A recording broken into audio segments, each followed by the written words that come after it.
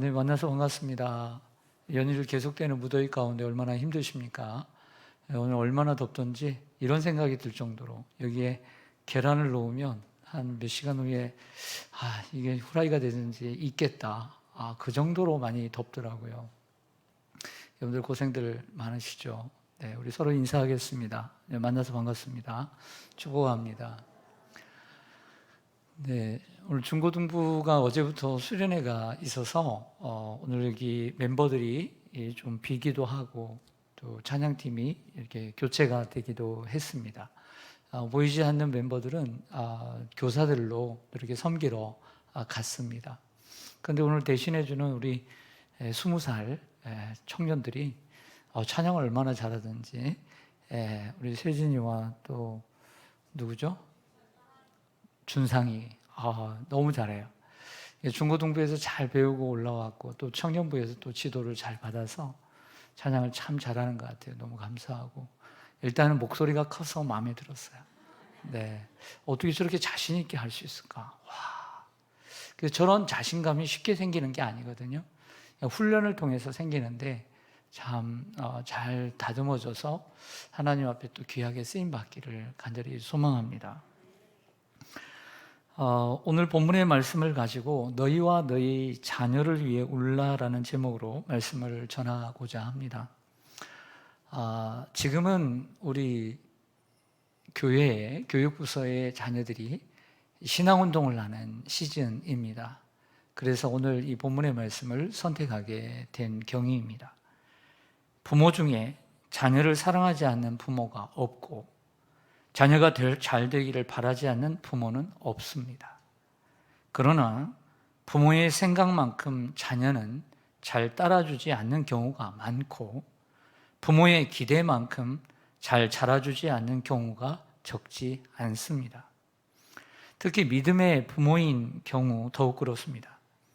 부모의 기대만큼 자녀들이 믿음 안에 살지 못하고 하나님을 떠나 사는 경우가 종종 있고 자녀들이 하나님 안에 있다 할지라도 성에 차지 않는 믿음의 모습을 보는 경우들이 있습니다. 이런 안타까운 상황은 우리의 믿음의 부모들에게 불안감과 함께 긴장감을 가져다 줍니다. 그래서였을까요?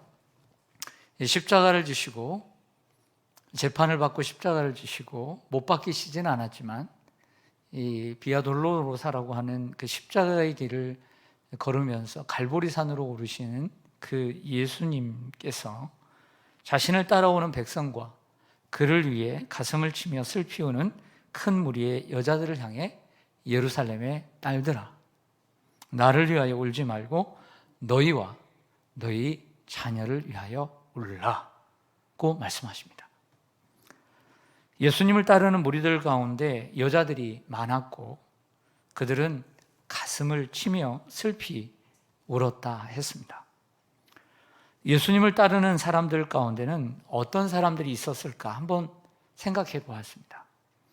예수님을 따르는 사람들 가운데는 예수님을 측은히 여기고 따라오는 사람들도 있었고 호기심에 따라오는 사람들도 있었을 것입니다.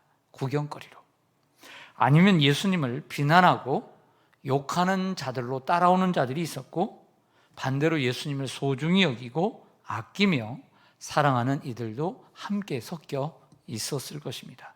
또한 그들 중에는 예수님을 믿는 자들도 있었고 반대로 믿지 않는 자들도 섞여 있었을 것이라고 상상해 보았습니다.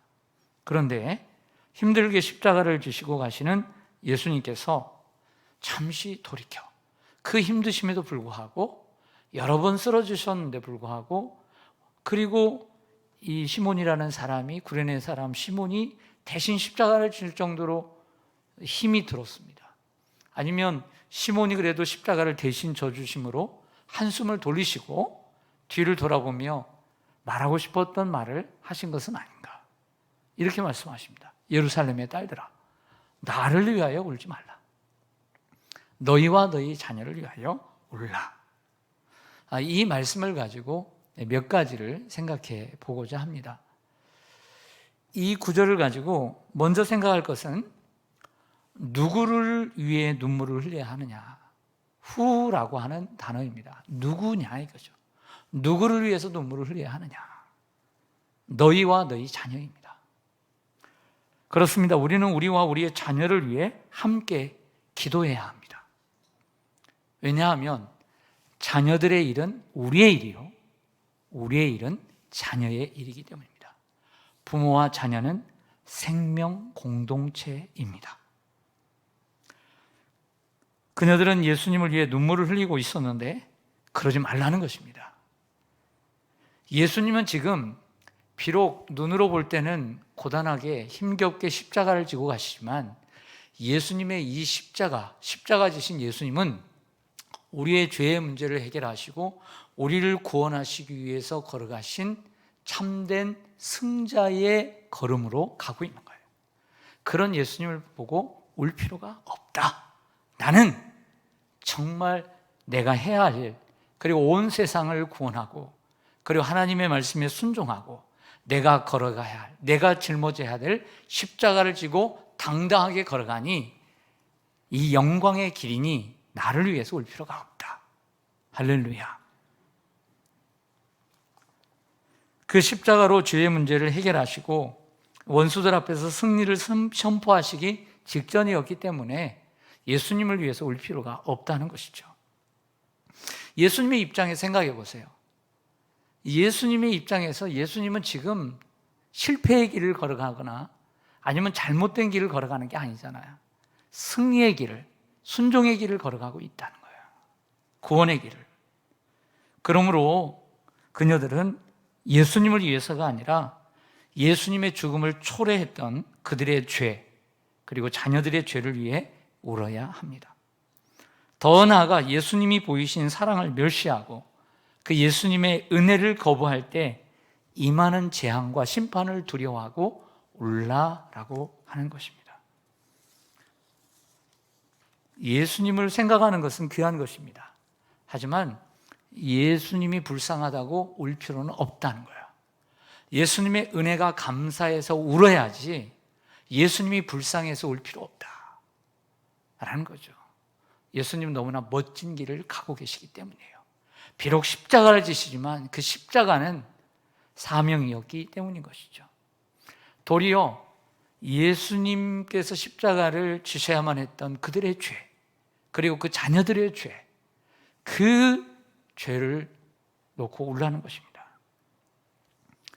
두 번째로는 why 그들과 그들의 자녀를 위해 울어야 하느냐, 왜 울어야 하느냐 라는 말씀을 드리고자 합니다.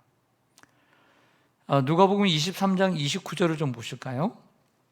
29절 보시면 보라 날이 이르면 사람이 말하기를 잉태하지 못하는 이와 해산하지 못하는 배와 먹이지 못한 젖이 복이 있다 하리라. 네, 저를 보시죠. 여러분, 예수님께서 공생애 동안 몇 번 우셨다고 해요? 네, 보통 3번 우셨다고 하는데 뭐 더 우셨을 수 있고 어린 아기 때도 우셨겠죠. 우리와 똑같은 인성을 신성과 함께 가지셨으니까. 근데 예수님께서 십자가를 지시기 전에 마지막으로 우신 건 나사로 때문에도 울고 뭐 어떤 사람 때문에도 울었지만 동편에서 예루살렘 성을 바라보면서 우셨어요. 예루살렘 성을 바라보시며 우시는 이유가 뭘까요?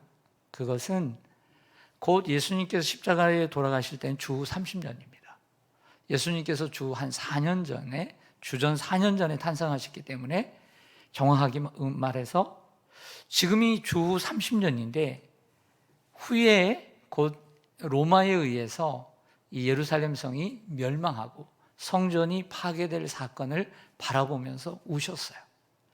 그 예수님의 예언대로 AD 70년에 로마의 장군 디도가 군사를 이끌고 와서 예루살렘 성을 무너뜨리고 성전을 무너뜨립니다. 예수님은 예루살렘의 장차 임할 멸망을 바라보고 우셨을 뿐만 아니라 그 성전이 무너졌을 때 생각해 보세요. 지금 울고 있는 여인들과 그들의 자녀들이 40년 후에 생존할 가능성 있을까요? 없을까요? 있죠.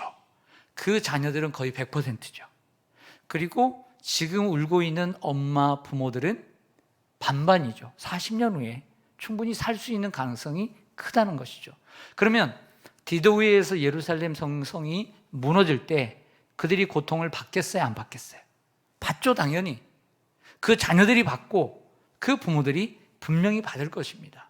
전쟁의 고통 속에서. 그걸 염두에 두신 것입니다. 그들 중에서 살아서 예루살렘의 멸망을 보게 될 것이기 때문이고 그들의 자녀들이 그 멸망을 보게 될 것이기 때문입니다. 자, 이것은 우리가 상징적으로 해석이 좀 필요합니다. 자, 현실적으로는 40년 후에 예루살렘이 디도에 의해서 이 로마의 군사들에 의해서 멸망할 것을 바라보고 우셨지만 이것은 상징적으로 해석할 필요가 있어요. 결국 예루살렘의 멸망은 예수님이 이 땅에 오실 때 세상의 멸망을 상징합니다. 그때 그리스도를 믿고 그리스도를 왕으로 고백하는 예루살렘의 딸들은 기쁠 것입니다. 하지만 그리스도를 믿지 않고 왕으로 받아들이지 않는 예루살렘의 딸들은 그가 그들을 심판하러 오실 것을 생각하며 울며 두려워해야 한다는 말씀인 것이죠.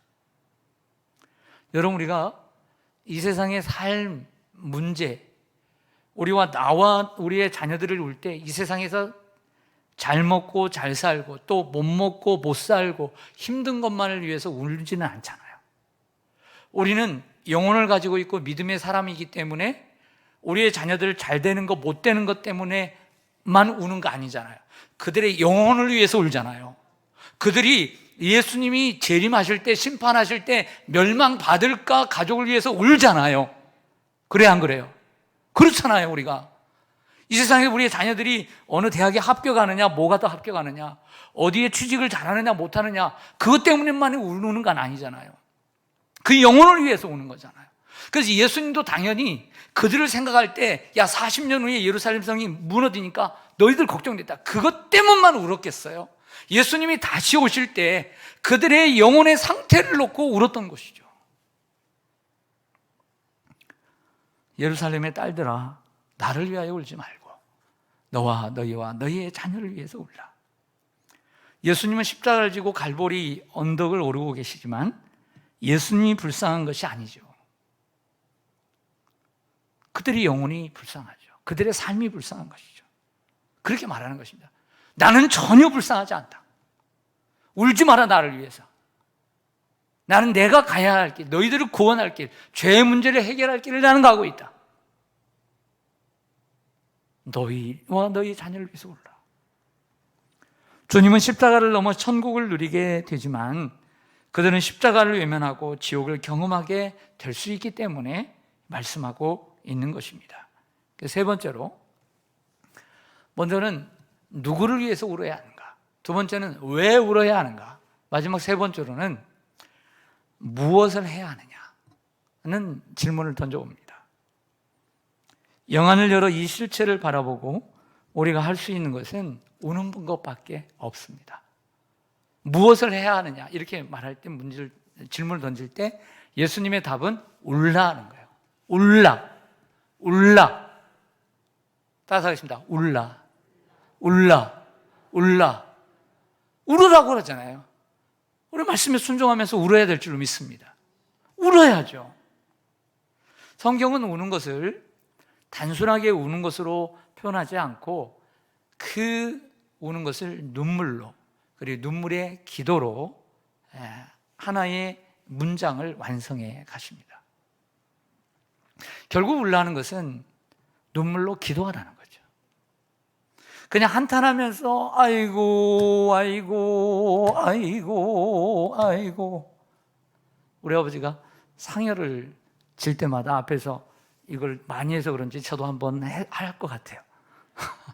네, 그거 보고 저도 컸는데, 여러분, 그렇게 한탄하면서 울라는 얘기가 아니에요.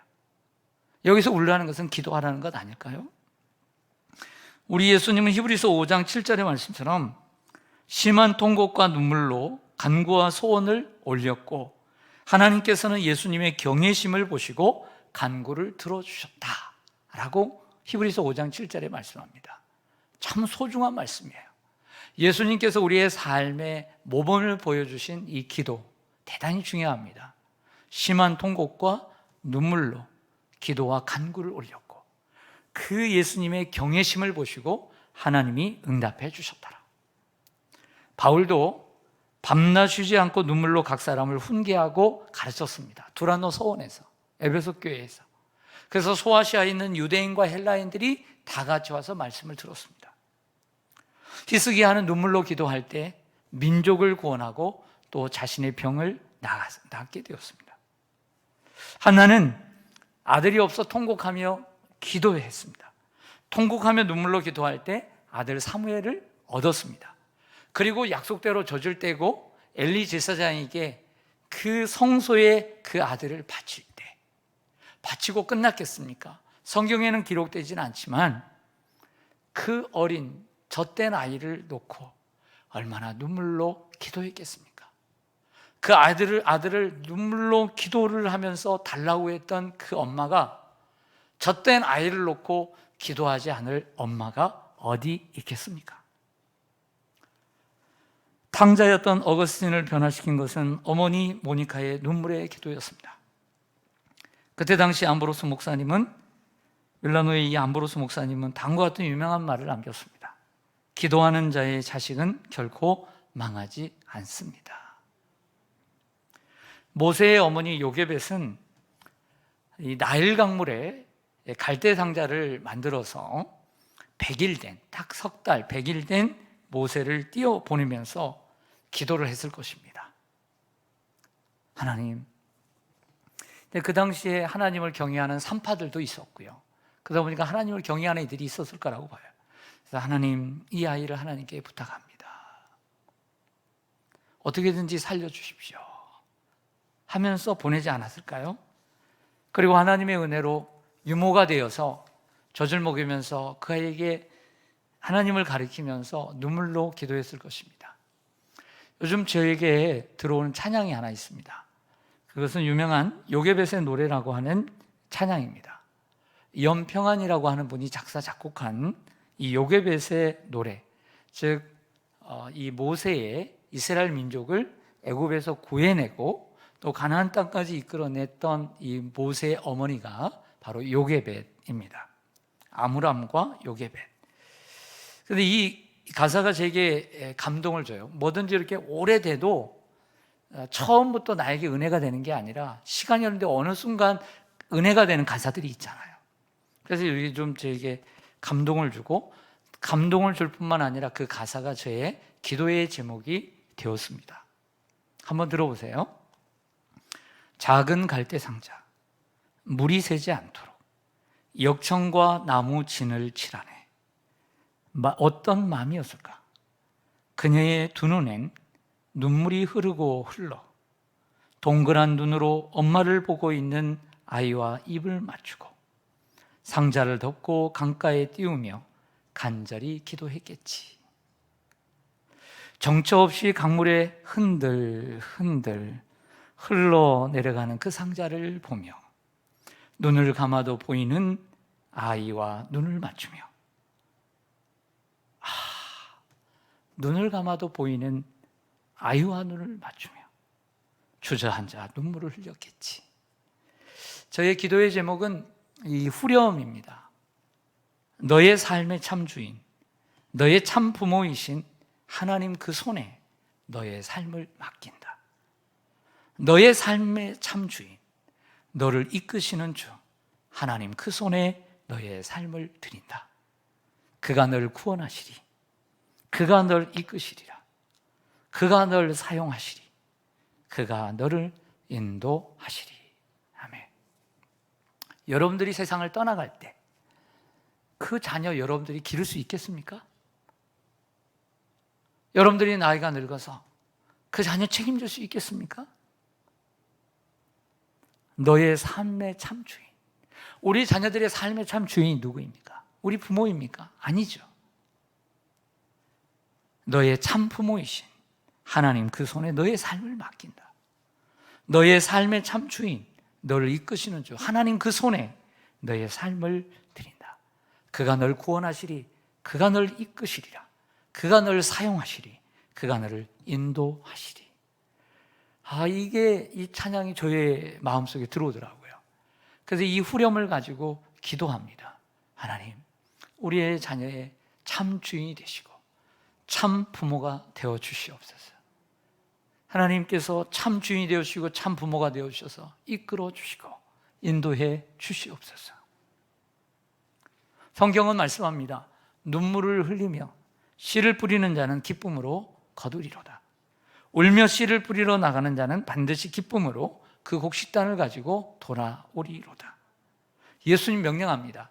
제발 나를 위해서 울지 말라.